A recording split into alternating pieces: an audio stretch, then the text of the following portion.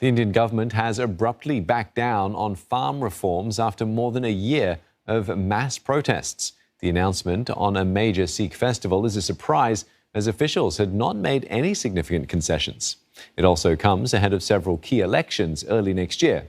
Live to Neha Punia in a moment, but first, a look at how it all unfolded. It's not just festivities. Farmers in India are celebrating the repeal of contentious agriculture laws as the Guru Purab festival gets underway.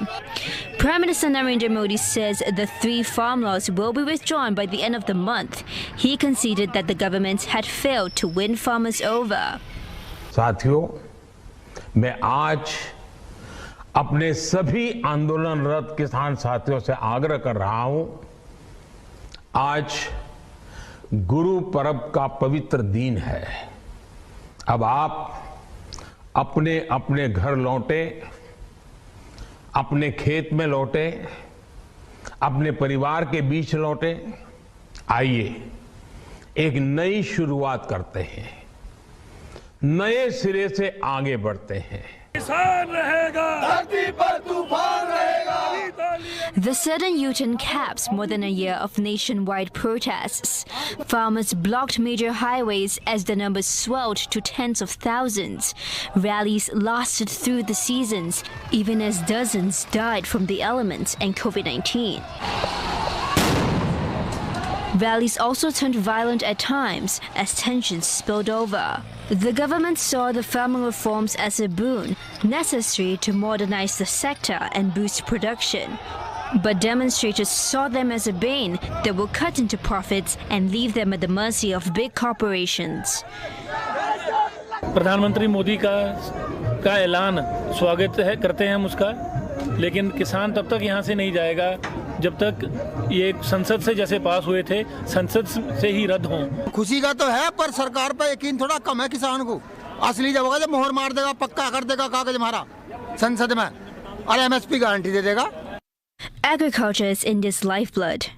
Around 2/3 of its 1.3 billion people rely on the sector for their livelihoods. The industry also accounts for around 15% of the country's $2.7 trillion economy. Neha Punia joins us live from Delhi. Neha, it's a rare climb down ahead of pivotal state elections.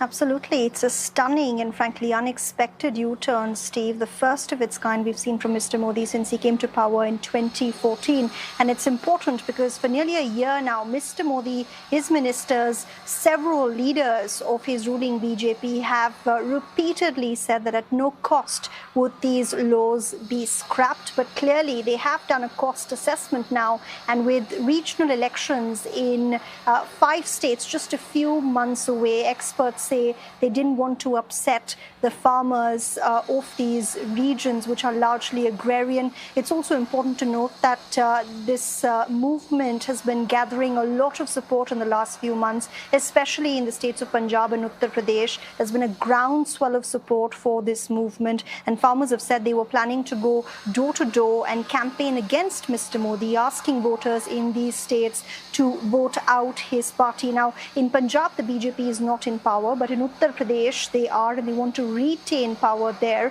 It's also a state that's important because it sends the most number of parliamentarians to India's lower house. So it's clearly this assessment that the BJP has factored in, but the party is going on record to say that this is not about worries pegged to losing upcoming state elections. They're saying Mr. Modi cares for the farmers of the country, and he felt bad that they were on the roads protesting for nearly a year now. But to just give you a sense of how much distrust and bad blood there exists between farmers and the government, farmers say they're not going to take Mr. Modi's word for it. They're not going to end their protest immediately, and they plan to continue protesting, they say, until they see Parliament convene later this month and actually scrap these laws.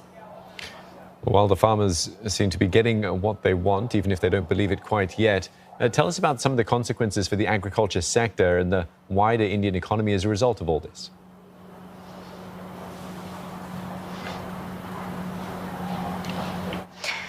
It is a sector that has been riddled with problems for decades, Steve. And in spite of all of this, it is really in many ways the backbone of the Indian economy. It contributes upwards of 15% to India's GDP. More than 50% of the country's workforce is employed in agriculture, which tells you why they're both important from a political and an economic point of view. Most farmers agree that there is an urgent need for reform in the sector that's riddled with the involvement of middlemen, which are impacting farm incomes that have been falling for years now. We've seen an uptick in farmer suicides in the last decade as well because of the fact that this sector is no longer as profitable as it used to be. But their contention is, while it's important to bring in laws that reform this sector, you cannot do it without our consent. They had a problem, they say, with the way these laws were passed. They were passed without consulting farmers, and because the BJP enjoys brute majority in Parliament, Mr. Modi, interestingly, is also not ruled out bringing back these laws at some point in the future. But I think the way they do it this time around might be entirely different. All right, many thanks for that update. Neha Punya speaking to us from New Delhi.